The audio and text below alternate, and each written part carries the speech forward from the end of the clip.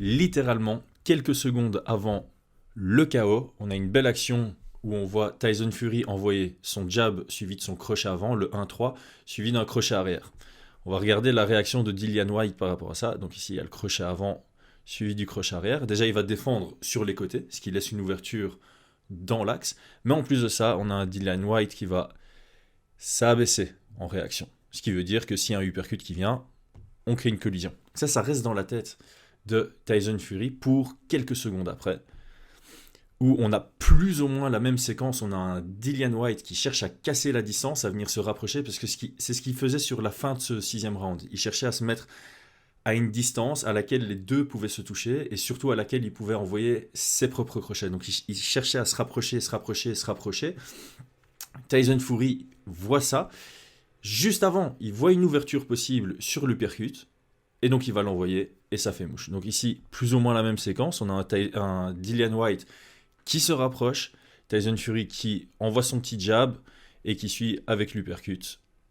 Ça fait mouche, et c'est le début de la fin. C'est simplement la fin du combat. Bonjour à tous, on est dans le Chris Decrypt. On va analyser tout ça en détail, on va voir tout ce qui a mené le combat pour que Tyson Fury impose superbe uppercut, parce qu'il y a eu des petits indicateurs qui ont montré tout au long du combat qu'il y avait cette ouverture, et à la fin du 6e round, il la prend, et il gagne par KO dans son probablement dernier combat. Alors, on va faire un petit récap, je vais revenir un tout petit peu en arrière. Ici, réellement, masterclass de Tyson Fury. Il a géré le combat de A à Z, il a été plus volumineux, il a envoyé beaucoup plus de frappes que son adversaire, il a été plus précis, et statistiquement, il a touché plus de 2 fois Dillian Whyte qu'il ne s'est fait toucher. Je pense que par round, en moyenne, il a touché 13,6 fois, alors qu'il s'est fait toucher que 6,2 fois par round. C'est quand même une énorme différence, et ça montre tout simplement à quel point il est géant, ce gars. La logique des sports de combat, de frappe, est plus ou moins simple. On peut la vulgariser. La complexité, c'est une fois qu'on est dans le ring ou une fois qu'on est dans la cage. La logique, c'est soit, on dit comme ça en anglais, hit and don't get hit, ou bien don't get hit, then hit. En gros, on a 2 options quand on est dans un combat. Soit on engage et on cherche à toucher quand on initie avec notre attaque, sans se faire contrer. Soit c'est l'adversaire qui va initier. Le premier but, c'est de ne pas se faire toucher par cette initiation, et idéalement, toucher sur l'ouverture ou profiter de l'attaque de l'adversaire pour trouver un contre. Évidemment, si on n'engage jamais et quand notre adversaire engage, on fait que défendre, c'est impossible de gagner en combat. On est obligé de temps en temps attaquer. Donc voilà, la logique vulgaire, c'est on engage, on cherche à toucher sans se faire toucher en retour, ou bien quand l'adversaire engage, on cherche à ne pas se faire toucher par son attaque, et idéalement, on cherche à capitaliser sur les éventuelles ouvertures que ça laisse. Et puis, ce qu'il y a de bien, c'est que tout ça peut s'imbriquer. On peut engager, éviter le contre et réengager. Et c'est ça qui fait toute la dynamique dans le combat. Hier soir, Tyson Fury a mis ça avec brio sur pied. C'était absolument spectaculaire. Il travaillait de l'extérieur. Et le point le plus important dans cette gestion, c'est la gestion de la distance. C'est grâce à la gestion de la distance qu'il a pu engager et puis sortir avant de se faire contrer. Ou bien quand Dillian Whyte initiait l'action, il avait soit le choix de simplement défendre parce qu'il voyait les attaques venir, soit de chercher les ouvertures en contre. Et il a fait ça vraiment de manière quasi parfaite. C'est impossible de rentrer dans une cage ou dans un ring et de ne pas se faire toucher de toute la soirée. Bon, si le combat dure 5 secondes, ça peut arriver, mais c'est extrêmement rare. Quand il y a de la consistance dans le combat, on va se faire toucher. Mais là, vraiment, statistiquement et visuellement, Tyson Fury n'est jamais paru en difficulté. On a senti toute son expérience au plus haut niveau. Et je sais pas quoi dire. C'est juste un masterclass. Alors, premier exemple ici, c'est simplement quand lui engage. Ce que Tyson Fury voulait, dans l'ensemble, c'était être sur l'extérieur et idéalement avoir de la distance entre lui et la surface, donc le ring, les cordes ou le coin. Ça, c'est vraiment la position idéale pour lui et avoir une certaine distance avec son adversaire. Ici, ce qui se passe, c'est que si Tyson Fury engage avec un jab, il ne va pas toucher White. Et White, qui est plus petit que lui, est encore moins loin de le toucher. Cette distance lui permet de pouvoir engager et sortir à bras tendu. Et normalement, s'il touche à l'in extremis de son bras tendu, il ne sait pas se faire contrer, puisqu'il est beaucoup plus grand. De l'autre côté, si Dillian Whyte veut engager, il doit couvrir plus de distance, ce qui laisse donc plus de temps pour réagir à Tyson Fury. C'est une distance idéale. Dans l'occurrence ici que j'ai choisi, c'est un simple jab qu'il va envoyer. Donc on le voit, hein, son pied démarre, son pied va avancer, il va se mettre juste à côté, devant plutôt le pied de Dillian Whyte, et ça va lui permettre de pouvoir toucher son adversaire sans trop se mettre à risque. Et c'est comme ça qu'on marque des points, évidemment. Hop, le jab vient toucher, ça fait reculer Dillian Whyte, et on est de nouveau à une distance qui convient parfaitement à Tyson Fury. Deuxième séquence que j'ai choisie. Alors j'aurais pu choisir vraiment plein de séquences, des moments où Tyson Fury désengage, des moments où il bloque sans contrer, des moments où il bloque pour contrer, des moments où il esquive pour contrer. Mais alors là, la vidéo, elle va durer 1 heure. On va essayer de rester quand même le plus concis et le plus axé sur ce qui a amené au chaos. Ici, je fais juste une petite introduction pour montrer à quel point Tyson Fury était vraiment à l'aise dans ce combat, malgré quelques petites surprises du côté de Dillian Whyte, qui avait engagé le premier round en gaucher, qui n'était pas spécialement une mauvaise idée, puisque une des grandes forces de Tyson Fury, c'est son jab, en garde ouverte, donc gaucher contre droitier. Le jab est plus difficile à placer, je ne vais pas dire impossible, mais on l'a vu dans le premier round, il se touchait beaucoup la main avant, ce qui s'appelle du hand fighting, ce qui annihilie un peu le jab, mais au final, je pense que Whyte s'est rendu compte que en gaucher, déjà c'est pas sa garde de prédilection, il trouvait pas ses ouvertures, et finalement Tyson Fury trouvait quelques ouvertures quand même dans sa bonne garde face à un gaucher, et donc finalement ils se sont retrouvés en garde fermée, droitier contre droitier, à partir de 20 secondes dans le deuxième round, parce que Tyson Fury avait ouvert le deuxième round en gaucher, mais de manière très éphémère. Ok, donc ici, juste pour montrer un exemple de situation où on imbrique le hit and don't get hit et le don't get hit then hit. On a un Dillian Whyte qui va engager, et on voit qu'il engage de très très loin, donc il a besoin de couvrir pas mal de distance, ce qui permet à Tyson Fury de voir le coup venir, il va bien le défendre, ici on voit pas très bien son bras, mais on voit qu'il va venir défendre le crochet de Dillian Whyte, et il y a une superbe ouverture pour le check hook.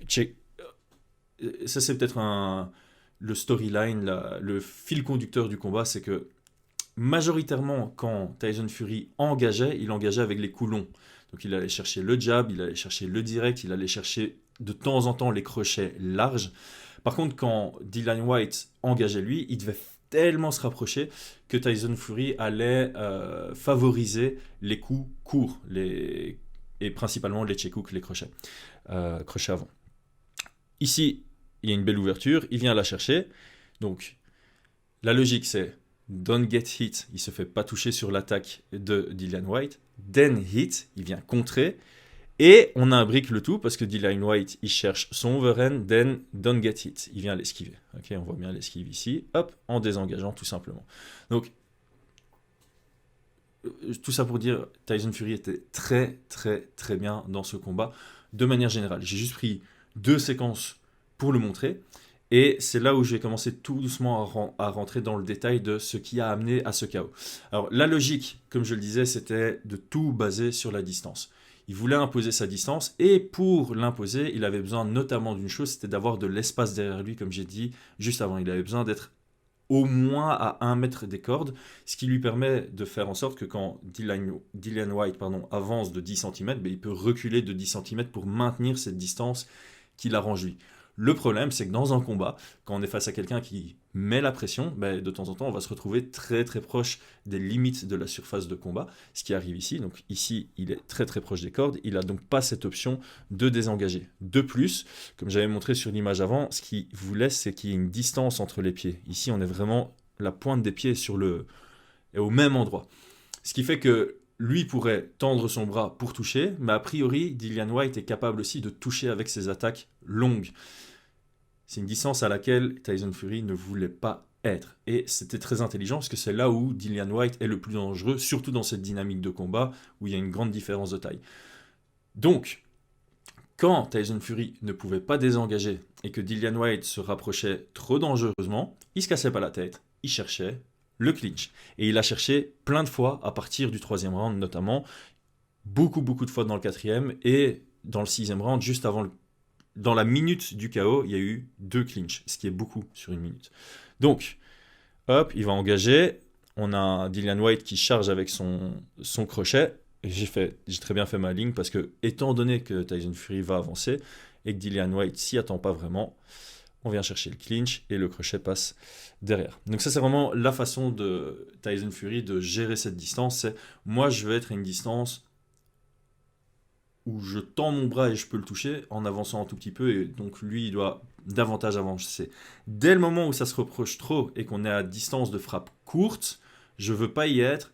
Si je peux pas désengager pour rétablir ma distance, je viens coller. C'est en MMA, et je pense qu'en anglais aussi, on va utiliser ce terme. En anglais, on va dire all the way out or all the way in. On est très loin, on est très proche. Il y a beaucoup de lutteurs qui aiment bien cette logique. C'est face à un très bon striker, on ne veut pas se mettre à une distance de striking, on va se mettre juste en dehors de la distance de pied-point.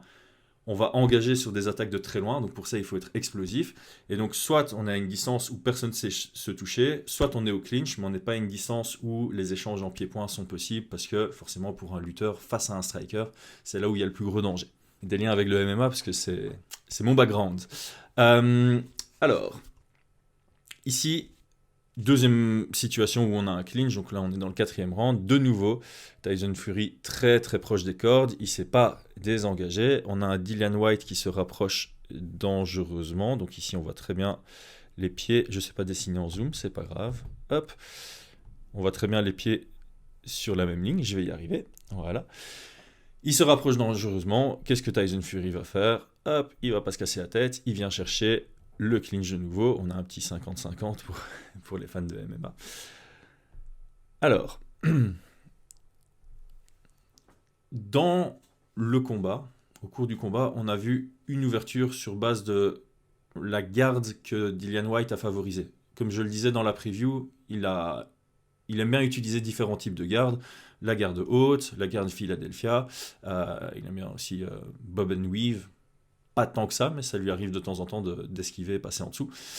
La garde qu'il favorisait, c'était garde haute de son côté arrière et garde plutôt basse du côté avant.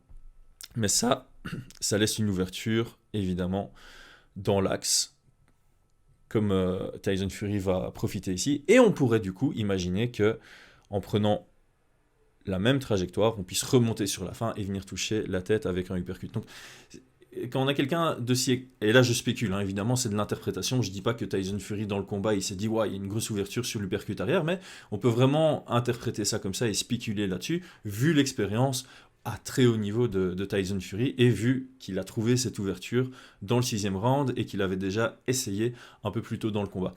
Donc, quand on voit cette garde, on n'a pas le bon angle, mais clairement, il y a une ouverture au centre, hein, il y a une ouverture dans l'axe, et c'est la raison pour laquelle il y a autant de jabs qui ont touché pour Tyson Fury, c'est parce que cette ouverture était présente. Et évidemment, qui dit ouverture dans l'axe, dit aussi ouverture pour les uppercuts arrière.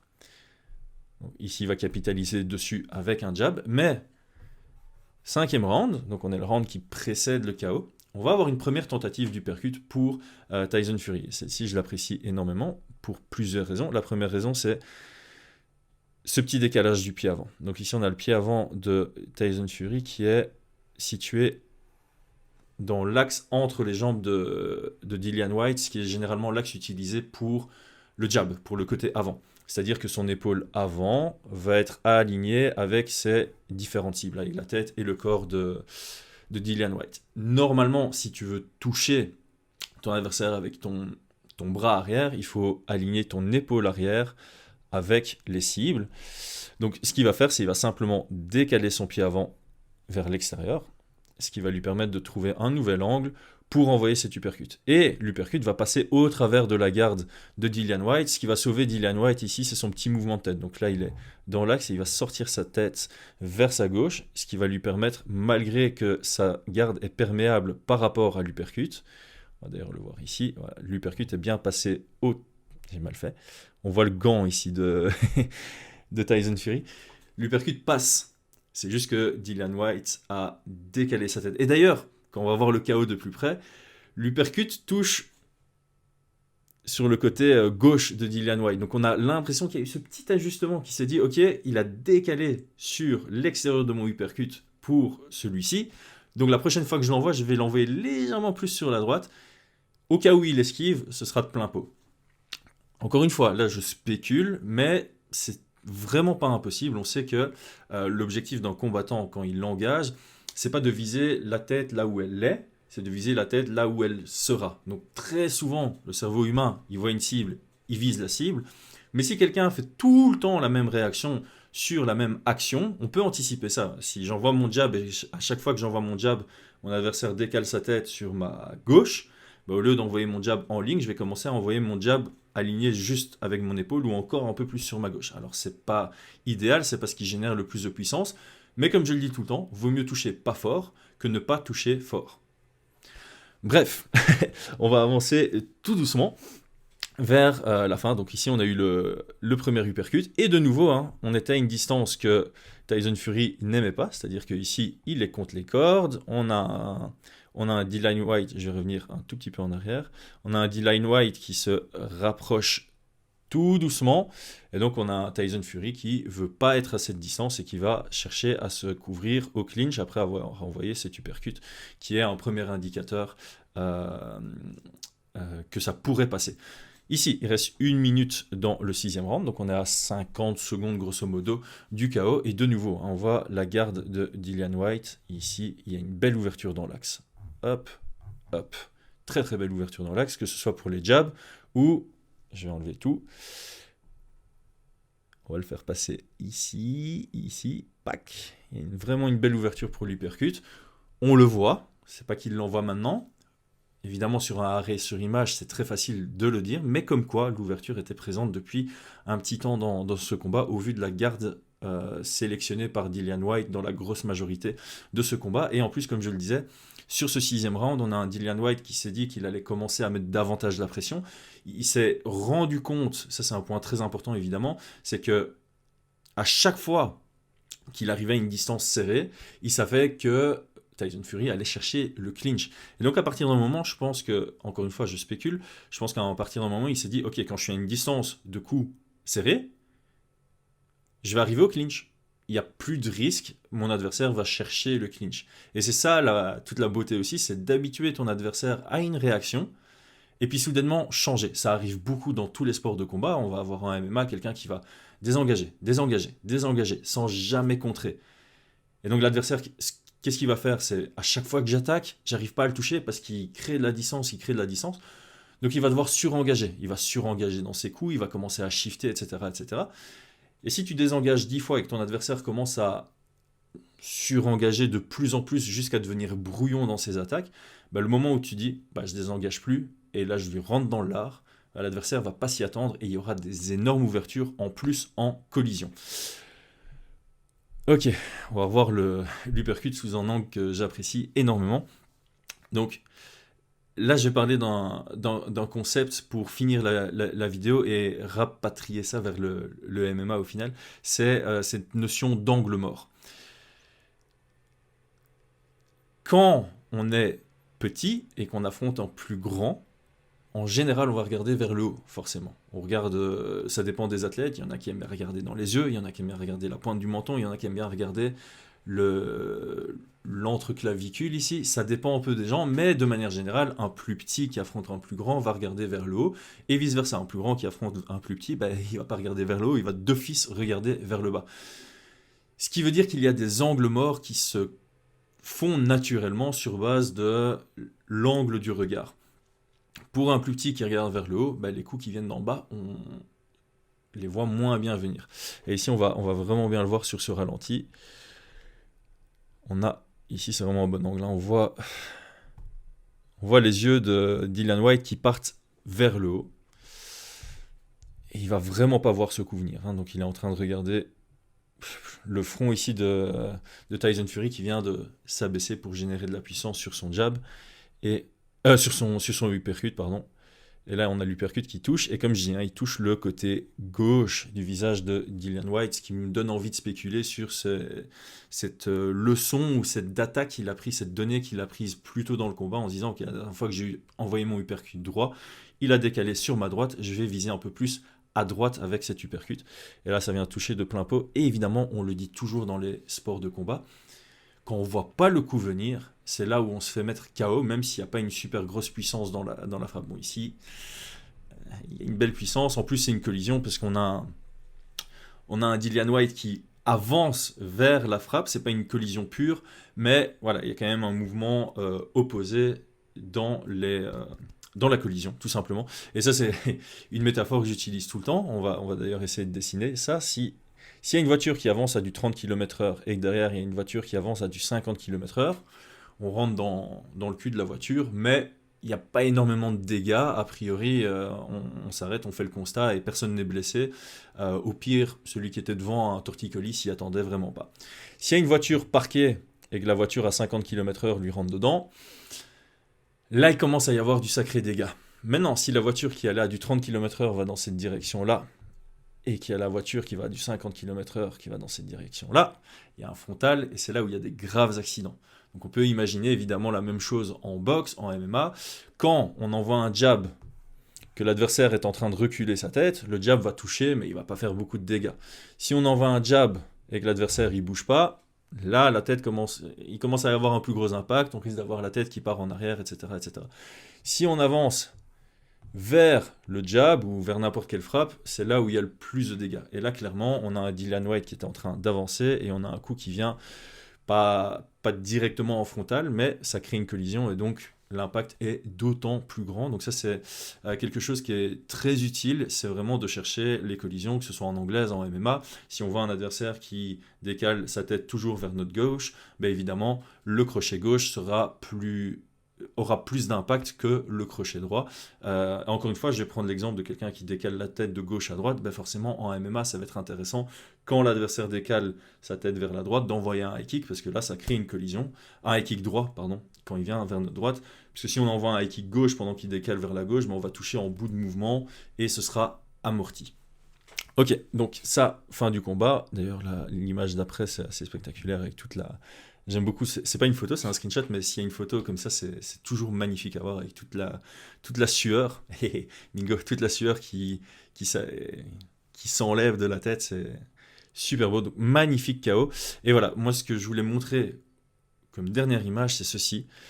Au moment où Tyson Fury envoie son uppercut, on est vraiment à la distance à laquelle il veut pas être. La seule différence, c'est qu'il a de quoi désengager.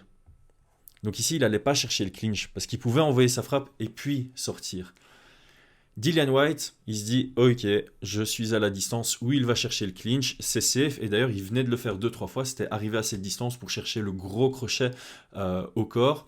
Et ça fonctionnait, je ne vais pas dire super bien, mais plutôt bien par rapport à la structure de combat jusque-là.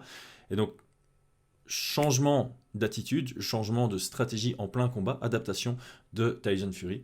Et ça mène au superbe finish. Alors, je vais revenir sur ce que j'ai dit juste avant, et d'ailleurs, je vais pas prendre le crédit de ça, c'est quelque chose qui est connu depuis assez longtemps en MMA, mais récemment, Georges Saint-Pierre l'a dit sur le Joe Rogan Experience, donc si ça vient de Georges Saint-Pierre, c'est que c'est vrai, il le dit vraiment, c'est qu'un plus petit face à un plus grand va regarder vers le haut, et donc l'angle mort, c'est toutes les attaques qui viennent d'en bas. Un plus petit contre un plus grand, pour le plus grand, son angle mort, c'est toutes les attaques qui viennent d'en haut. Il n'y en a pas beaucoup. En général, c'est le overhand. Et donc, je vais illustrer ça avec des petites séquences de MMA. La première, on va commencer par l'uppercut, évidemment. Donc, qui est grand en MMA? Gustafsson. Qui a un bon uppercut en MMA? Gustafsson. Et là, on va montrer évidemment une séquence contre le champion actuel pour dire, ok, c'est un mec crédible contre un mec crédible. Ça fonctionne. Et la séquence de fin de Gustafsson contre Teixeira, c'est un uppercut, 2 uppercuts et un 3e uppercut. Alors après, il y a un petit cross qui passe pour clôturer le combat, mais comme quoi, vraiment, cet uppercut est très efficace pour les plus grands contre les plus petits. Malheureusement, je kiffe Edgar, mais c'est le meilleur exemple. Edgar a toujours été plus petit que ses adversaires, sauf contre Chad Mendes. Edgar a toujours eu du mal. Les 4 fois où il s'est fait finaliser récemment, c'est 4 fois avec des coups qui viennent d'en bas. Korean Zombie, le coup qui fait le début de la fin, c'est un uppercut, on le voit ici. Boum, ça c'était le début de la fin, son uppercut. Contre Brian Ortega aussi, début de la fin, uppercut. Contre Marlon Vera, qui combat ce week-end, front kick. au visage, il ne le voit pas venir, c'est KO. Et contre Cory Sandhagen, genou sauté. C'est les 3 coups classiques en MMA qui viennent d'en bas vers le haut. Uppercut, genou sauté, front kick au visage. Et les 3 sont passés contre Frankie Edgar. Et cela était absolument monstrueux. Ok, on va pas parler que des plus grands, ce qu'ils peuvent faire contre les plus petits. On va aussi dire que peuvent faire les plus petits contre les plus grands. Eh ben, c'est le overhand. Et qui est la star du overhand? Le plus petit poids lourd de tous les temps. Peut-être pas de tous les temps, mais un très petit poids lourd en tout cas. Parmi les géants qu'on peut retrouver chez les poids lourds, c'est très très rare d'avoir des poids lourds qui sont en dessous de 1m90. Finalement, Roy Nelson, je pense pas qu'il soit si petit, je pense qu'il doit faire 1m85, mais par rapport à ses adversaires, il était toujours très petit. Et évidemment, par rapport à Stefan Struve, ah ben oui, d'ailleurs, ce combat, c'était le plus grand de la division contre le plus petit de la division. On voit une énorme différence de taille ici. Et qu'est-ce qui va se passer? Roy Nelson, le roi de l'overhand, qui va le mettre KO sur ce magnifique overhand. J'ai montré un deuxième exemple pour ne pas en avoir que un. Face à Big Nog, il en avait envoyé déjà 3 avant, qui avaient déjà bien sonné Big Nog. Et ça, c'est le dernier qui clôture ce combat. Donc, voilà. Merci à tous d'avoir suivi. J'espère que ça vous a plu. Le format long du Chris Decrypt, c'était comment Tyson Fury a démantelé, a fait un masterclass contre Dillian Whyte et a finalisé en fin de 6e round par un spectaculaire KO, avec finalement autant une gestion de combat qui était très propre et une lecture du jeu, et c'est vraiment ça que moi j'apprécie le plus dans les sports de combat. Ce sont ces gars qui sont capables d'être en combat, d'analyser le jeu, pour faire les bons ajustements et trouver les ouvertures qui les mènent à la victoire. Merci à tous. Je vous souhaite à tous une bonne soirée ou une bonne journée. À très bientôt.